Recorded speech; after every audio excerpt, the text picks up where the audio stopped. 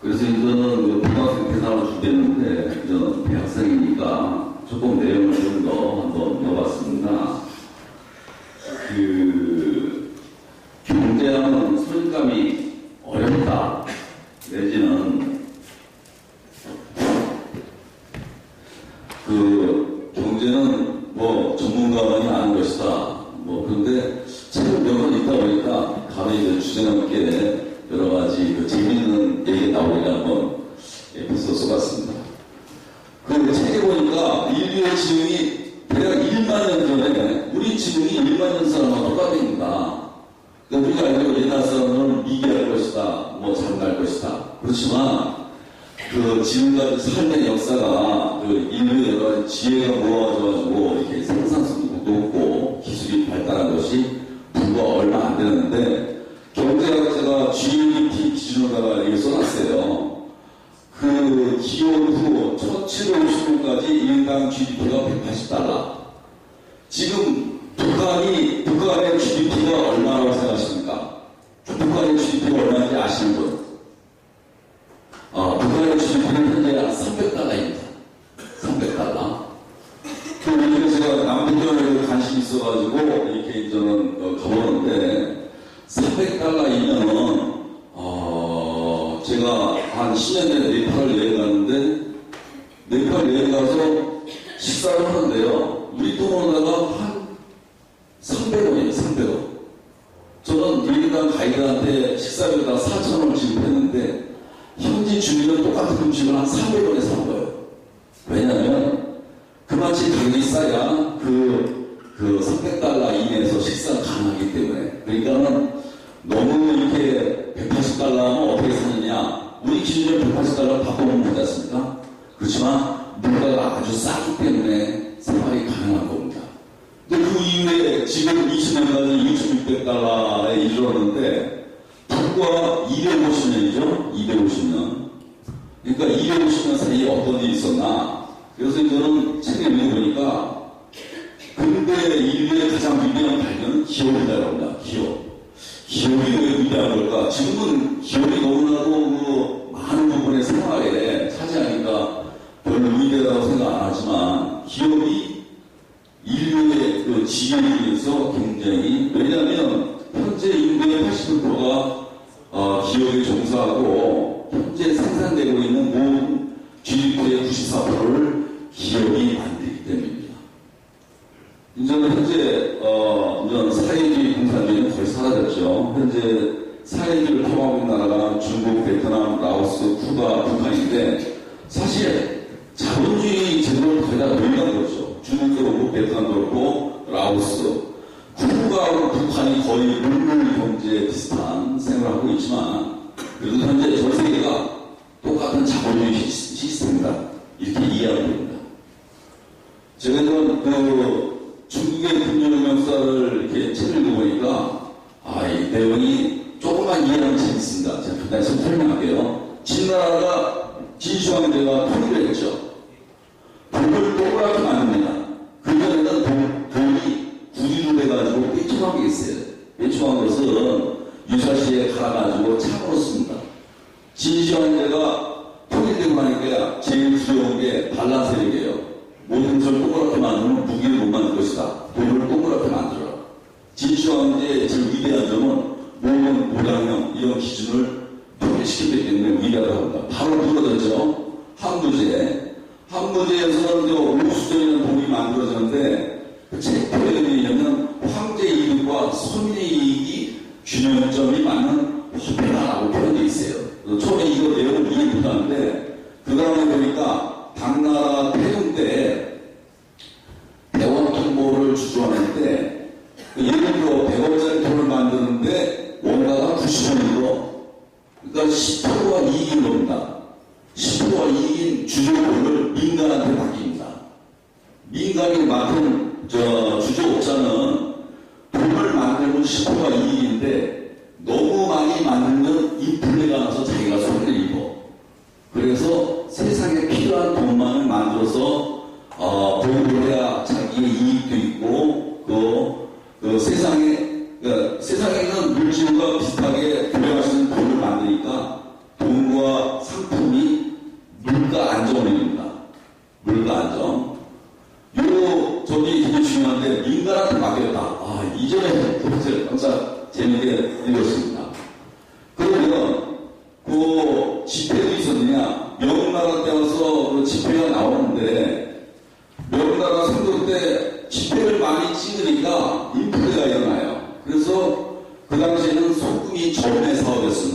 국가의 사업, 소금을 팔아서 화폐를 회수해가지고 화폐를 태워서 물가 안정을 이룹니다.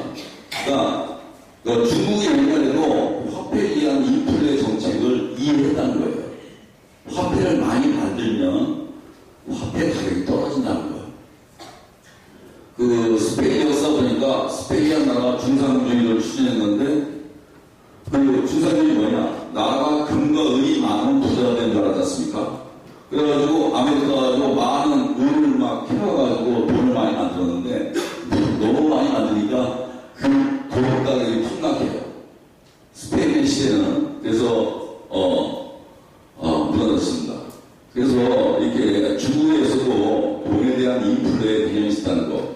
청나라 세조, 청나라 때 그동안에 많은 돈을 없애지 않고 청나라에서 이용합니다. 이 중간의 왕들 중에서 욕심이 많은 왕은 그 원가가 적게 들어가는 돈을 만들어서 강매를 해요. 강매하는 그 방법은 뭐냐면 세금을 자기가 많은 돈을 내라. 가벼운 원가가 적게 들어가는 돈을 만들어 놓고 어쩔 수 없이 사람들이 그 돈을 이용합니다. 그렇지만 그 왕이 죽으면 그 돈값은 떨어져. 그러니까 청나라 때 와가지고 돈이 여러 가지 종류가 다양하게 있는데 청나라에서 단일화시킵니다. 단일화시키는 방법은 더 원가가 많이 들어가는 돈을 만들어 놓고 옛날 돈으로다가 세금을 내도 된다고 합니다.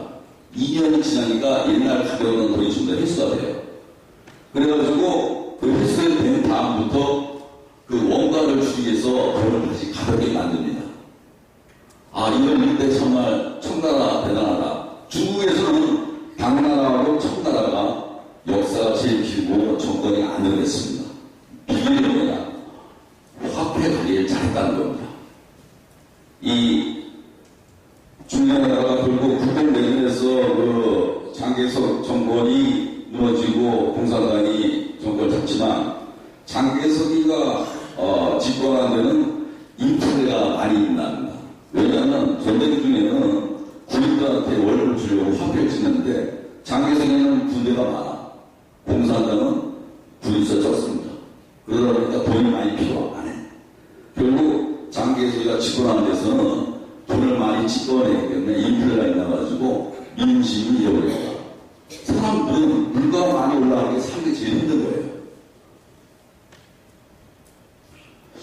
중세 유대인, 중세 1000년 기간입니다. 500년부터 1500년인데 저는 여기서 깜짝 놀랐어요. 중세인들의 98%가 문명해야 됩니다. 그걸 못 읽어요. 그렇지만 그 당시에도 전당포, 가축상, 고물상, 대고 이런 것을 유대인한테 맡깁니다. 이런 직업을 천시하면서 유대인한테 맡겼는데 유대인들은 이런 그 고물상, 대고를 운영하냐고 공부를 열심히 합니다. 유대인들은 운명이 없습니다. 왜냐? 장사를 해야 되니까. 그러면 중세 금융업의 초기 과정을 보니까 초기 전당포에서 상인의 금괴를 받고 증서를 발행했는데 시중에서는 금보다는 이 증서가 더 화폐로서 유용하게 활용이 됩니다. 그러다 보니까 이 증서가 필요한 사람이 나타나서 전당포에 가서 이자를 줄 테니까 증서를 만들어 달라고 해요. 이 전당포 주인은 금괴를 찾으러 올 확률이 경험상 10%라는 것을 알게 됩니다. 그래서 금괴를 하나 맡으면 보관 증서를 10장까지 찍어서 이자를 하는데 이자는 3개월 기준 3%, 연이자 8%입니다. 보통 유대인들 하면은 그 셰익스피어의 작품에 보면은 그 고리 대금업자로 표현되고 있지 않습니까? 그것은 편견이었었어요. 유대인들의 이자율은 지금 봐도 굉장히 합리적입니다. 8%는 비싼 게 아니죠. 요즘 혹시 여기 사채이자가 몇 프로인지 아십니까? 법정 사채이자. 현재 그 법에서 규제하고 있는 것이 36%예요. 36%. 사실 사채 시장 안에 들어보면 굉장히 더 많은 사연이 많죠. 어쨌거나 셰익스피어도 유대인에 대한 편견이 있었다는 거. 그래서 이런 시도가 운영하다 보니까 여기에서 금융의 기법, 뭐냐면 지급 준비율과 발권력, 이런 것에 대한 아이디어가 쌓입니다. 이전 스페인이 통일되고 나서 그 이자벨 세계 역사를 좀 어떻게 하는지 모르겠네요. 대충 다 아시는지. 스페인은 내가 반도가 이베리아 반도라고 하잖아요. 이베리아 반도가 한 800년 동안 이스라엘의 지배를 받았는데 1400년, 500년도가 이스라엘 여왕이 통일을 하고 유대인을 쫓아냅니다. 그 유대인들이 대부분이 벨기에와 니데르란드에서 정착을 하는데 세계 역사를 보면 유대인을 배척한 나라 치고 잘된 나라가 없어요. 유대인을 배척하고 나면 나라가 망합니다. 그 이유는 뭐냐? 이 금융 시스템을 이해하고 금융의 훈련을 받은 사람이 없기 때문에 어떤 사업이 돌아가는 계기가 안 돼요. 그러면 이 유대인이 네덜란드 가서 어떤 일을 했느냐? 그 당시에 중국에서 만든 실크가 로마 시대부터 실크로드를 통해서 굉장히 비싼 가격으로다가 유럽에 들어왔는데 그 중간에 오스만 투르크가 터키 지역을 점령하면서 이 실크로드가 끊깁니다. 그래서 네덜란드에서 무역을 하기 시작해요. 그것을 동인도 회사, 동쪽에 있는 나라, 그러니까 네덜란드에서 아프리카를 거쳐서 중국까지 갔다 오는 그러한 그 상간무역을 하는데, 여기 보면 그 당시에 서양의 금과은의 비율은 1대15, 중국은 1대1입니다. 서양의 은을 갖고 와서 중국에서 금으로 갖고 돌아오기만 하더라도 2.5배가 남는 장사예요. 그 당시 비단은 40배가 남는 장사입니다. 딱 곱하면 100배예요. 무역을 하러 갔다 오면 100배가 남는 장사입니다. 그러나 금융 시스템이 어떻게 발달되냐? 100배가 남는 장사인데 배하고 선호를 구하는데 비용이 많이 들어갑니다. 돈 많은 사람은 많지가 않아요. 그러니까 돈을 조금씩 내서 주식회사, 각자 자기 지분이 있는 주식회사, 이게 벌써 15세기 1500년도에 여기 보면 보험업, 주식회사, 증권거래소, 선물거래, 옵션거래, 액면finance, 차익투자, 청산일, 등등 이면거래, 매수연합, 매도 신디케이트, 모든 금융기법이 16세기 네덜란드에서 발전이 됩니다. 저도 사실 이 모든 그 분위기를 다 이해하지 못해요. 다만 선물거래, 무역이 빨리 갔다 오면 6개월 걸리는데 물건 가격에 변동이 있어. 모든 그 운영할 때 변동에 그 선물거래에서 해치, 일단 보험의 역할이죠. 이러한 그 금융 제도가 네덜란드에서 16세기에 만들어졌다는 거. 이런 것이 그걸 다음에 보면 이 네덜란드에서 금융 기법이 발달한 유대인들이 영국 이주하게 됩니다. 왜냐? 영국에서 내란이 나는데 왕을 쫓아내요. 그 당시에 네덜란드와 월경 상태가 영국의 왕으로 오면서 네덜란드 유대인이 다시 넘어옵니다. 그러면서 칼뱅주의, 기독교가 그동안 이런 금융 같은 것을 배척하고 이자를 얻는 것을 교리상 금지했는데 루터 칼뱅이 나오면서 이자 5%를 제한하면서 이때 기독교인들도 장사를 하고 이윤을 낳는 것이 굉장히 좋은 일이다. 그래서 기독교인이 개신교에서는 일단 기존에 있던 카톨릭에 반해서 이렇게 장사하고 이익 내는 것에 대해서 아주 상업을 중시합니다. 분위기가. 그리고 유대인을 받아들여요. 이 영국에서는 대서양무역인데 사실 이것은 좀 비인간적이었죠. 배를 타고 가서 아프리카 가서 노예를 잡아다가 북아메리카 가서 노예를 팔고 거기서 사탕수수 연화를 갖고 와서 커피를 갖고 와가지고 유럽에 팝니다. 이건 완전히 원가를 안 들고 폭력으로다가 돈을 착취하는 노예 무역에 의해서 영국의 자본의 4분의 1이 노예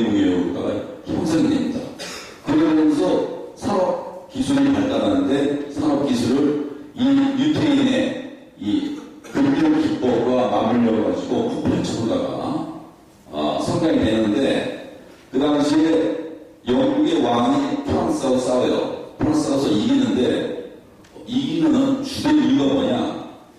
이 금융을 지배한 유대인이 이자 8%로다가 돈을 빌려줍니다. 돈을 빌려주면 나중에 제한을 해요. 원금은 안 받을 테니까 이자만 내라. 그 대신에 발권이요. 돈을 찍을 수 있는 은행을 설립하게 해라. 사실 돈을 찍는다는 건 원가 안 되지 않습니까? 정말 유대인의 기법이 아주 날개를 다는 영국 영광의 지금도 영국의 주어은과 미국의 연방준비위원회는 주식회사입니다. 나라의 기관이 아니고 다만 의회의 법률에 의해서 모든 이익을 국가에다 다시 환원하는 구조이기 때문에 국가 기관이라고 하지만 형식적으로 나는 주식회사입니다.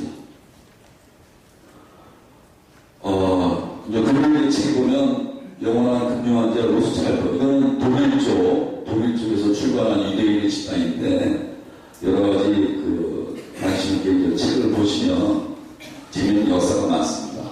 워터루 전쟁에서 거짓 소문을 내가지고 영국의 채권과 증권을 많이 차지하고 그 다음에 유대인이 팔레스타인에 정착시키게 하는데 상당한 지원을 하게 됩니다.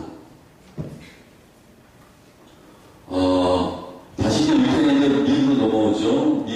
지금도 미국의 월가 대단한 힘을 쓰고 있는데, 이 많은 내용에서 제가 강조하고 싶은 것은, 미국에서 1929년도 대공황이 있는데요. 사실은 그 전에 대공황보다도 작은 공황이지만, 많은 공황은 뭐냐면, 산업이 빛나다가 또 강사가 안 돼가지고 무너지는 과정이죠.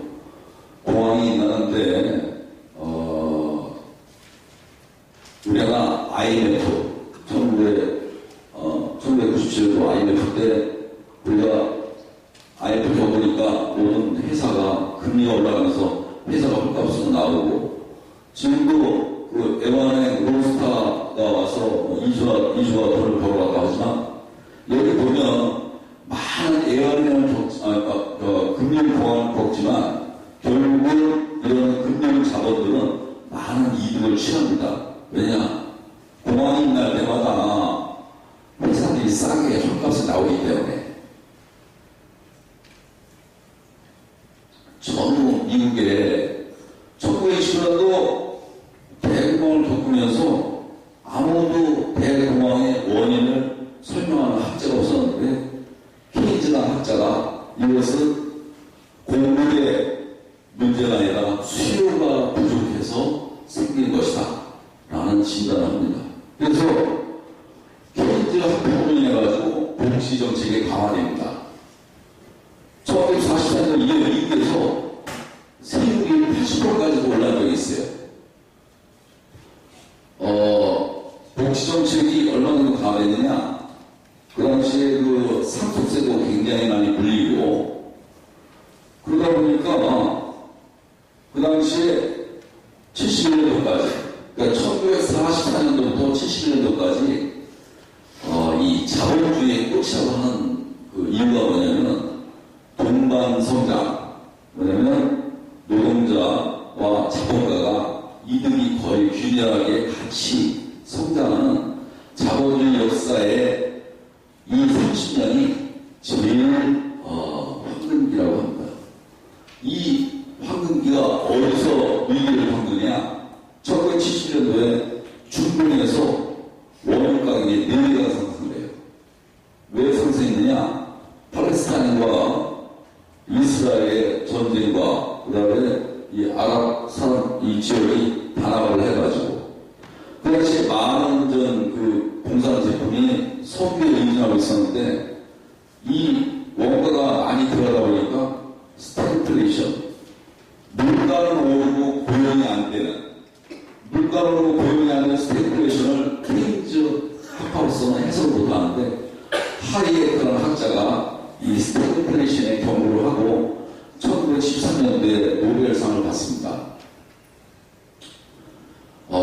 그래서 1970년도에 이 위기를 겪으면서 닉슨 대통령이 달러를 금과 연계시킨 금 편환 제도를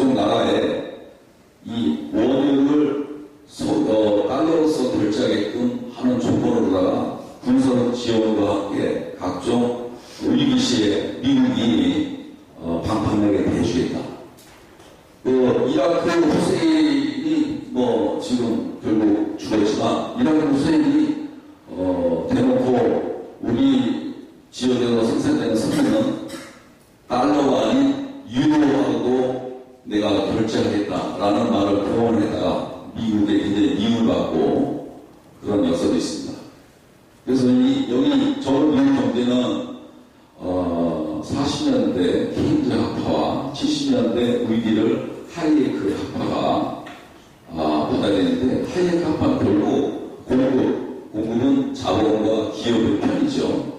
그래서 신자유주의, 자본과 기업에 유리한 여러 가지 정책을 만든 것이 신자유주의입니다.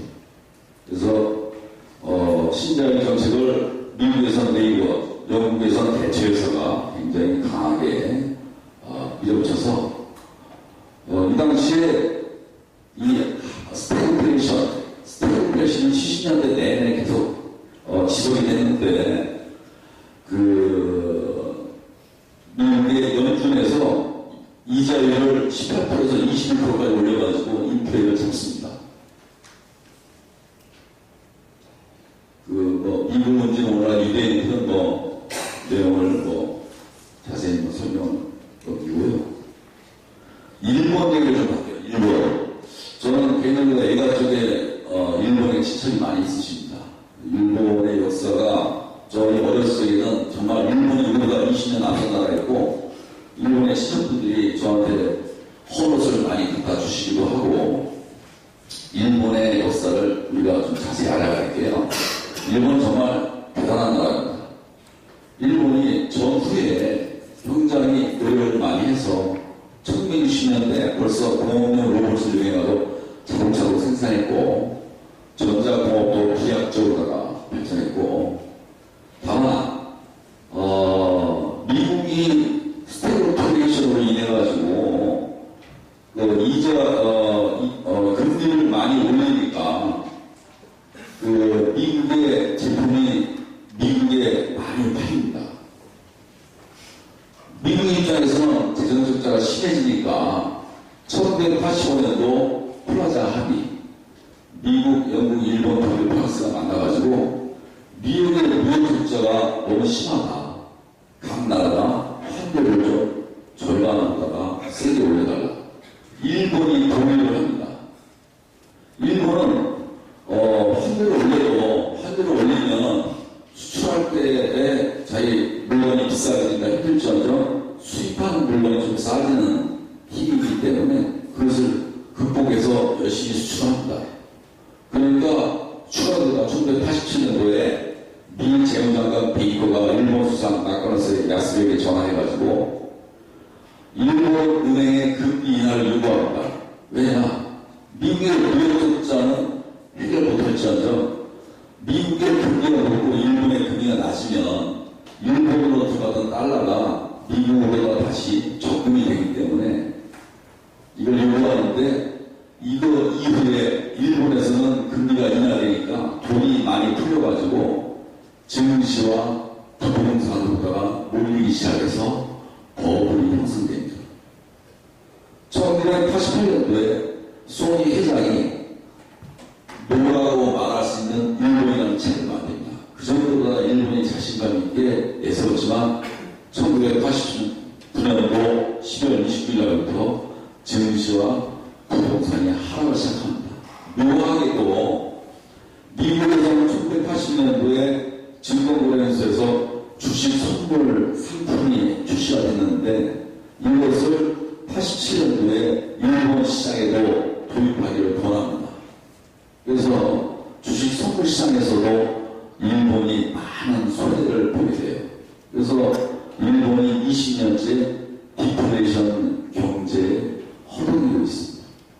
저희 친척 중에, 일본 친척 중에 의사분이 계신데, 이분이 마취가 의사예요. 형님인데, 근데 그 당시에 너무나도 일본 증권이 화랑을 하니까 은행에서 우리 돈으로다가 1억에, 우리 돈으로 따지면 10원이 넘죠. 증권에서 다 날립니다. 그래가지고 20년을 월급의 반을 갚는 데 사용해서, 이게 버블이 꺼진다는 것이 굉장히 많은 사람들이 고통하는 일이라는 거.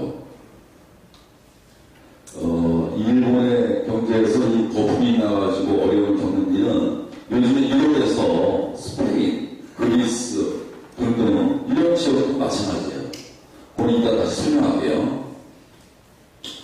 경제 공동체 유럽연합 GDP도 많습니다. 그렇지만 돈은 토기했는데 재정정책은 한 국가가 지배할 수 없어 다른 나라 앞에서 합의합니다. 결국 돈이 토기되니까 금리하고 통화량으로서 경제를 조절해야 되는데 조절을 못하고 또 금리도 같이 통시켰기 때문에 산업력이 떨어지는 나라가 스페인과 그리스의 사태는 사실은 내부적인 불패라고도 볼 수 있습니다. 정부가 금리가 내리니까 돈을 빌려서 부동산, 증권에 버블을 일으키는 거죠. 그것을 예상하고 막았어야 되는 건데 결국 대부분의 경제 위기가 버블이 생겼다가 꺼지면은 영향이 크다는 거. 유럽연합은 현재로서 그리스 구조자금 1,050억 유로를 생각했고요.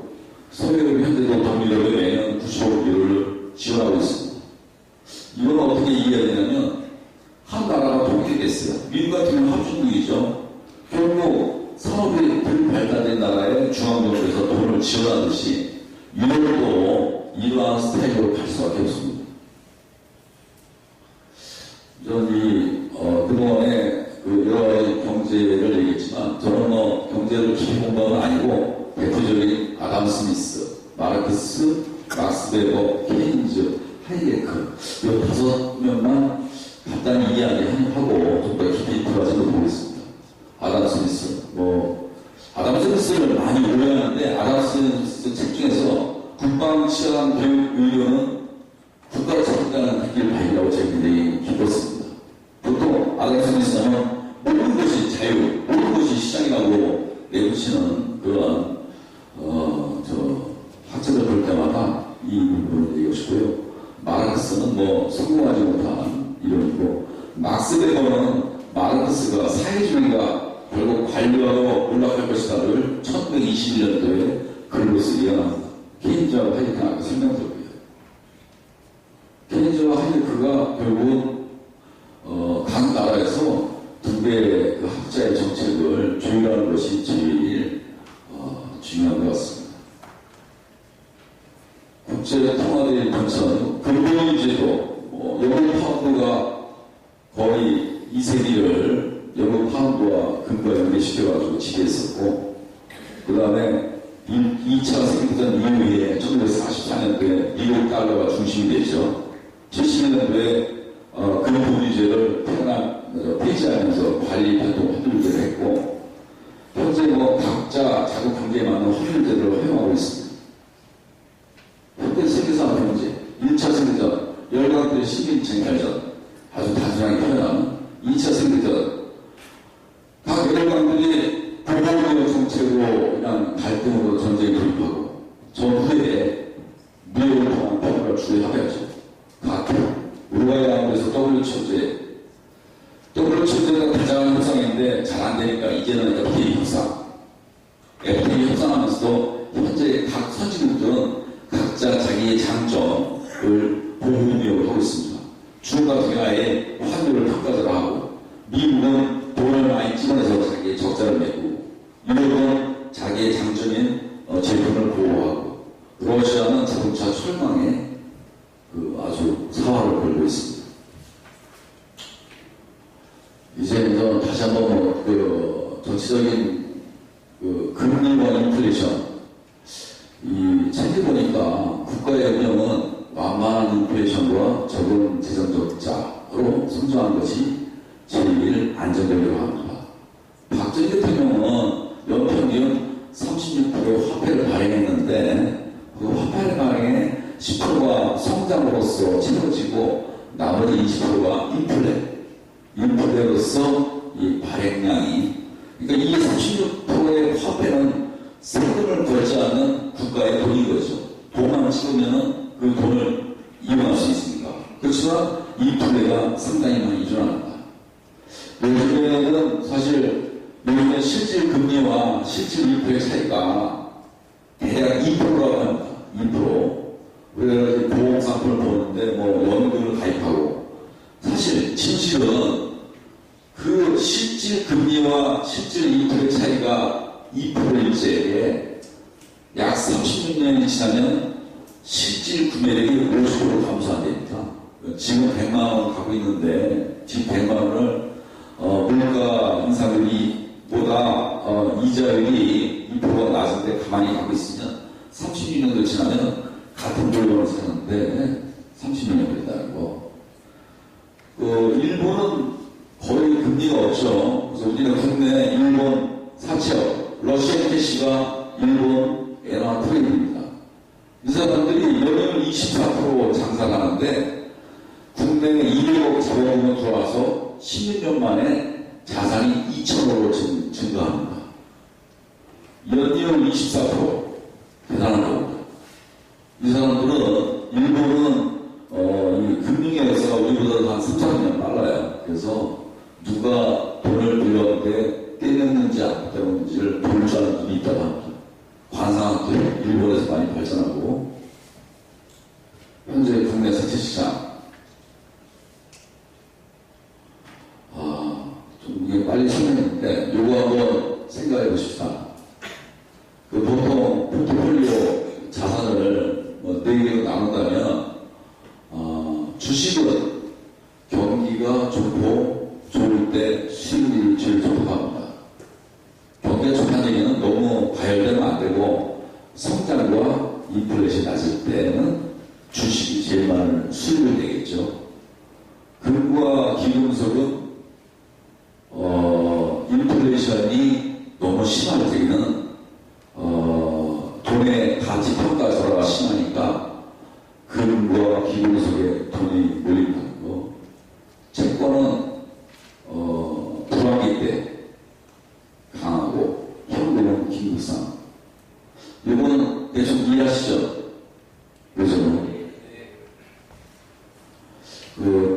대한민국의 미래를 저는 미국, 유럽, 일본, 중국 같은 나라는 워낙 규모가 커나가기 때문에 자기 나라에 어떤 위기가 생기면 양적 완화, 돈을 찍어놔가지고 해결합니다. 2008년도 미국의 위기는 우리나라 같으면은 IMF처럼 긴축 정책을 해서 해결해야 되겠죠. 그렇지만 돈을 찍어내서 그걸 해결합니다. 우리나라 규모는 양적 완화 정책을 쓸 수 있는 나라가 아니라고 합니다. 왜냐? 돈을 찍어내는 인플레가 많이 발생해서 더 많은 고통이 생긴다고 합니다. 지금 현재 일본의 아베 정권이 인플레를 일으키려고 그동안 너무 오랫동안 디플레이션이기 때문에 인플레로서 이 난국을 타개하려고 하는데 아베 정권은 3가지 목표를 갖고 있습니다. 첫째, 환율을 낮춰가지고 수출을 많이 하고 그것은 자기네 상품을 더 많이 수출해서 일부 다른 나라에서 돈을 바꿔가지고 지금 재정적자를 내기로 한 거고 이것이 어느 정도 자리를 잡으면 두 번째는 국내 세금을 많이 걷어서 나라의 재정적자를 해결하려고 이 두 개까지 일본의 국민들이 받아준다면 세 번째는 나라 자체의 산업구조의 구조조정에 하겠다는 목표를 갖고 있는데 성공할지는 한번 보겠습니다. 현재 전 세계에서 나라의 부채가 제일 심한 나라가 일본인데 일본 GDP에 240%까지 올라갔어요. 왜냐? 디플레이션 오래되면서 금융권에 계속 문제가 발생해가지고 나라 부채를 쏟아놓고 있는 상황입니다. 우리나라가 여러가지 진보, 보수, 좌우 통합하는 여러가지 논란이 많지만 저는 개인적으로 사회적인 모델이 좀 빨리 합의가 됐으면 좋겠다. 또 하나는 교육과 의료에서 우리는 유럽식 모델로 갔으면 하는 생각을 하고요. 또 하나 세법으로 보면은 우리나라 부동산 보유세가 0.2%인데 선진국 평균이 1%입니다. 법인세, 소득세 오히려 OECD 다른 나라에 비해서 이제 좀 낮은 편이에요. 그래서 어찌 보면 박정희 대통령 18년 동안 인플레 정책, 인구 2만 불 GDP 있는 나라인데도 불구하고 보수 정책이 미흡한 거가 우리나라 국민들이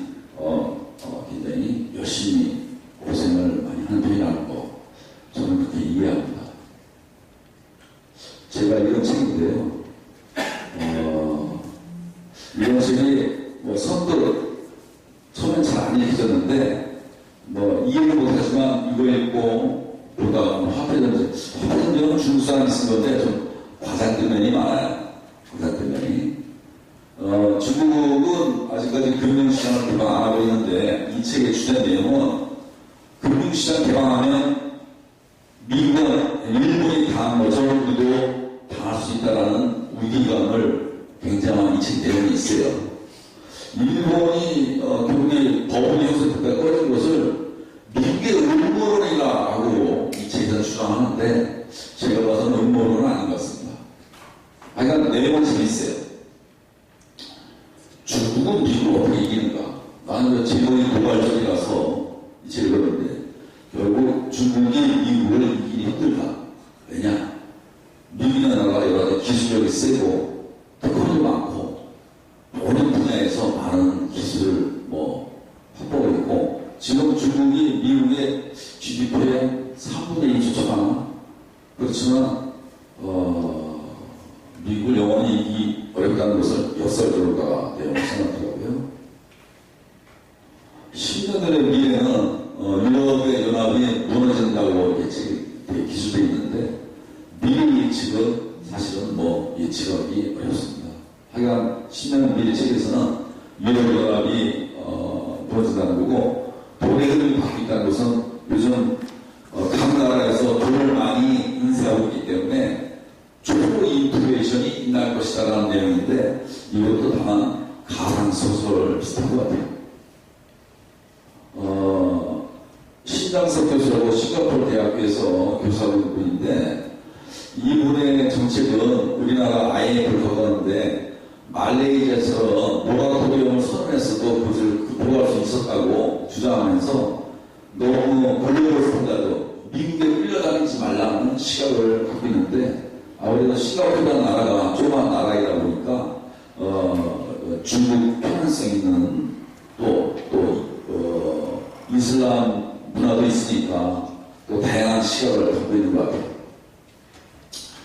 교민주하고 프로테스탄트 윤리와 자본주의 정신 이 두 가지는 우리 역사책을 좀 심도 있게 이해할 수 있는 책인 것 같아서 한번 보라고요. 승자의 음모, 부자들의 음모. 사실 음모론은 많지만 이 부자들의 음모는 아까 얘기한 돈값이 물가 상승보다 이자율이 쌓기 때문에 가치가 떨어진다. 부자들의 음모가 그것이다. 우리가 여러 가지 금융상품, 연금이지만 그것이 결국은 도움이 안 된다. 또 다른 부동산, 부자들의 음모는 결국 부동산이 안전하다. 이런 것을 주장하는 내용인데 각자 경제정책은 참 주장이 다양하다는 거. 노무현 대통령이 따뜻한 경제학, 여러 가지 장하준의 경제정책. 이 두 책은 어찌 보면 개혁 문제, 나라가 복지를 강화하고 그런 쪽의 내용을 주장하는 것 같습니다. 저는 이 두 책 내용이 좀 더 세상을 좀 더 아름답게 할 수 있다는 생각하는데 현실 가능성에 대해서는 논란이 많은 것 같아요. 누구야 세계가 세계에 대한 반대가 많죠. 그 내용을 하고 있고 코드레드가 최근 읽은 책 중에서 제일 좀 객관적인 내용을 담고 있는 것 같습니다. 소개하고요. 이런 것은 기초로다가 경제에 관한 기본 책을 한번 다시 읽을 수 있게 일반인들이 편하게 전문적으로 제가 공부 안 하기 때문에 여러 책을 자꾸 뒤적이면서 생각을 합니다. 이승만과 기록했어요. 이거는 하도 이승만에 대한 논란이 많기 때문에 읽어왔는데 50년대 내용을 몰라가지고 50년대 지금 현재 우리나라 재벌, 현대, LG, 삼성, 이병철 등등 그런 사람들이 총기를 어떻게 산업활동했는지에 대한 내용이 잘 되어 있고요. 세계 경제 대전망 역시 이렇게 짧게 공부한 저로서는 아직까지 이해하기 힘들고 다만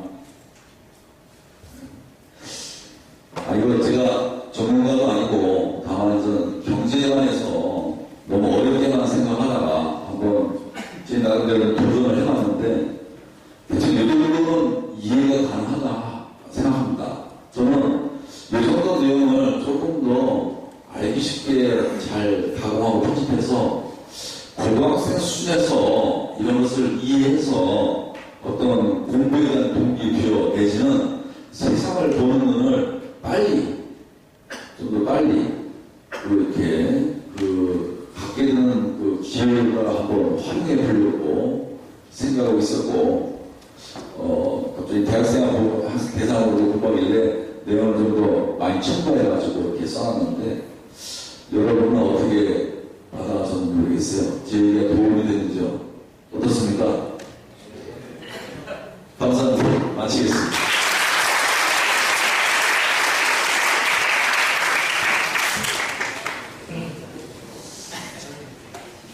그러면 몇 달 전에 아까 나왔던 로스차일드가에 대한 책을 한번 읽은 적이 있었어요.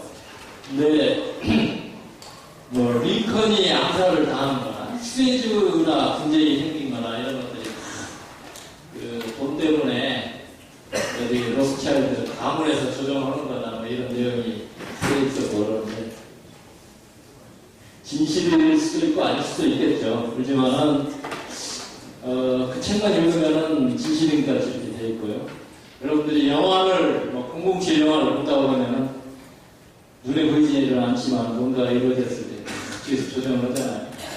우리 인간 사회가 어떻게 보면은 비정한 것 같기도 하고 어떻게 보면 그런 것들을 잘 조망을 한다고 또 재밌기도 하죠. 아까도 이야기했지만 이 금융이나 이 돈의 흐름은 우리가 세상을 살아가는데 굉장히 중요한 것 같습니다. 그리고 우리 치과의사들도 사실은 이런 돈의 흐름을 알아야 여러분들이 나중에 이 사회생활을 하는데 상당히 좀 도움이 될 수도 있고요. 어떤 이제 여러분들 돈을 나중에 움직여야 되잖아요. 그래서 이제 그런 지식은 대학생 때 좀 익힐 필요가 있다. 그 다음에 여러분들이 이제 저는 그게 상당히 약했는데 친구들이나 아니면 주변 사람들 이야기를 할 때 치과사는 치과 이야기만 한다 그런 인식을 떨어뜨리고 이 돈에 대해서 이렇게 우리 박 원장님 같이 회화하는 지식을 갖추게 되면 다른 사람도 이야기를 재밌게 할 수 있을 것 같아요. 그래서 이제 저는 이렇게 들었는데 어쨌든 이 자리에서 이런 연단에서 이야기를 할 수가 있다는 것은 상당히 노력을 많이 했고 나름대로 머릿속에 이제 정리가 되어 있기 때문에 그게 가능하다고 생각합니다. 지금 이제 시간을 짧게 하신다고 해서 짧게 했는데 여러분들 좀 몇 사람 질문을 자연스럽게 좀 한번 해보세요. 원래 연자분들한테는 그게 최대한 예우를 하는 겁니다. 그래서 가볍게 아무 질문이라도 괜찮으니까.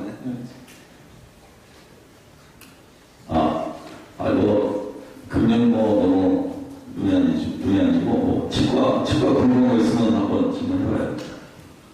치과 일에 궁금합니까? 저는 치과 일에 아직도 탄탄하다고 생각해요. 저 개인적으로 고령화 사회도 그렇고, 또 하나는 교정, 심리, 등등 많은 분야의 치과에 할 일이 많이 있고, 여러분들과 다양한 분야의 다양한 기술, 또 하나 요즘에는 단순히 의술만 공부하는 게 아니라 아동, 심리, 노인들에 대한 미래에 대한 제가 종교인은 아닌데 작년부터 사실은 기독교 믿음 없는데 한번 종교가 뭔가 이해하고 싶어가지고 공부를 했어요.